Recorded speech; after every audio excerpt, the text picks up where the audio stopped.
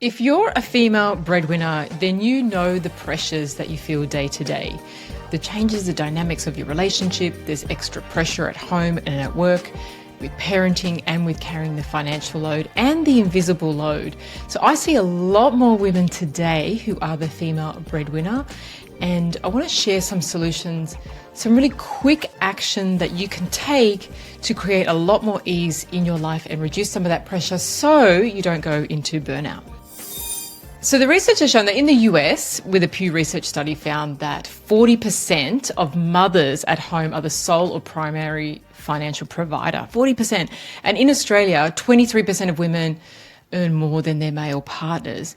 So that number is quite high. And I don't think that people realize, because quite often when I speak to women, most of my clients, most of my friends in business, they are the female breadwinner or they do earn more than their male partners. And they feel a lot of pressure from that. And I want to speak to that because there are some solutions, even though it feels like you can't put another thing on your plate. There are definitely things that you can do and some really great tips here on how to get your time back. So the first thing that women describe to me is the pressure. It's kind of the silent load that nobody sees. So it's the financial responsibility that you can't afford to slow down because everything is on your back financially. And so you're still carrying that financial load, but you're also still carrying a lot of the load for the house and the home and the duties and the responsibilities. And there's this sense of that there is no room for burnout. There's no room to slow down. There's no room to be tired. And so often exhaustion is hidden. And so often women are pushing through that because they don't have that luxury to be tired. There's a guilt for wanting more, and there's a guilt of out-earning their partners and feeling the pressure to justify their ambition and their success. And so therefore, women are going through this alone and trying to deal with burnout symptoms while still pushing through. And then it's the stuff that she perceives that, if she slows down, things will collapse. I can't be the one to be stressed. I should be able to handle this. I shouldn't need help. I should be the one that provides help for everybody else. And as this woman is performance driven, she is still high performing, but she's running on stress, caffeine, and adrenaline. Now, I did a podcast episode number 50, where I talked about identifying your drivers. So if you haven't listened to that, listen to that after this. So I really talked about what's driving you, because it's really important that you identify that. So you're not fighting against yourself and you don't feel the guilt for wanting to keep striving. So for this woman, she's always pushing and striving and she's juggling all the balls, but she is winning on paper, but her body is very depleted. And in the back of her mind that she knows she can't keep up this pace, but she doesn't know what else to do, right? And so it creates even more pressure and more stress hormones and more anxiety and poor sleep and weight gain, low mood, anxiety, all of that. So what can you do, right? There are things that you can do. And number one, this is a really big one. And women hit up against this wall all the time. And this is about sharing responsibilities. So it's going from your hubby or your partner is helping you to taking shared ownership of the household duties, the children's activities, what needs to be done, right? So taking some of that mental load, that invisible load off you. And so that means that it's okay if your partner doesn't do it the way that you would do it, because this way of micromanaging, so I hear a lot of women like, he doesn't do a good job, so I have to go back and do it again.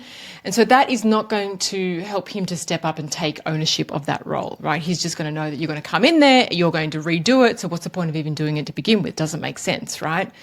And so there has to be an ability to let go and let them do it their way, not to be there to kind of micromanage. So women are really still running this old programming, which is, women do all the household duties, but women today, as you can tell, 40% or 23% are the sole breadwinner or the female breadwinner, and therefore you cannot do both roles. Okay, and so this old programming that has been with us since the Industrial Revolution. So I actually looked this up on ChatGPT the other day. Where did this all begin?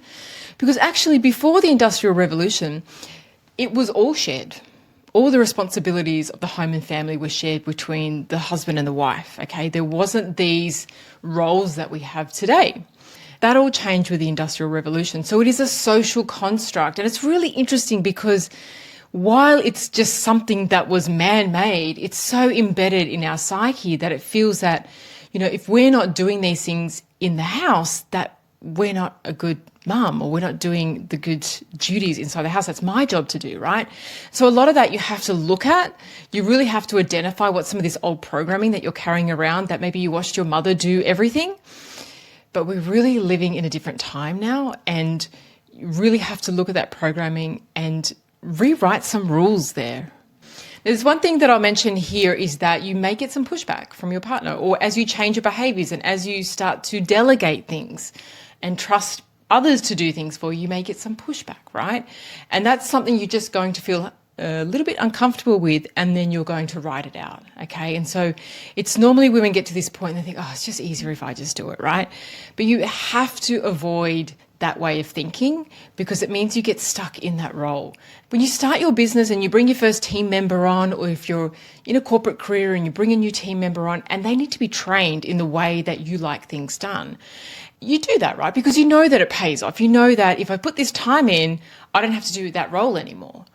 And so this is kind of the same, right? We have to be willing to put that time in, to feel uncomfortable, to let things go, to let them do it their way, to delegate and all of that, because we know that down the track, it's actually going to ease up a lot of our pressure and take a lot of responsibility off our shoulders. Secondly, rewrite internal rules. This thing that, good mothers should stay at home and do all the cooking and do all the housework, like these old beliefs that we carry around and that are really end up running us. And so it's important to review what rules you have in your head that are dictating to you through the day, making you feel guilty, making you take on so much more.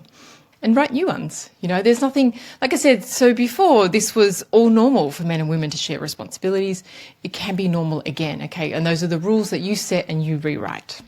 Number 3, set clear boundaries. So when you're working, you work, but don't work all the time. Don't have these boundaries really blurred where you're working on the weekends, you're working after hours, and there's no boundary of personal life and work life. And I know that sometimes there is a lot of work to catch up on and you need the evenings or you need the weekends, but on the majority, if you're working through all of those hours, then you really need to look at what is your quality of work. Like, are you doing deep work or shallow work? Like, where could you improve your deep work time? So you're doing the things that really move the needle in your company or in your business, but you're not doing all the kind of admin-y shallow work that is busy work, takes a lot of time, but it's not really necessary for you to do. Another suggestion is to do a front door reset. And what that means is that when you come home from work, this kind of corporate or businesswoman mindset, so if you're working from home, it's kind of shutting down for the day.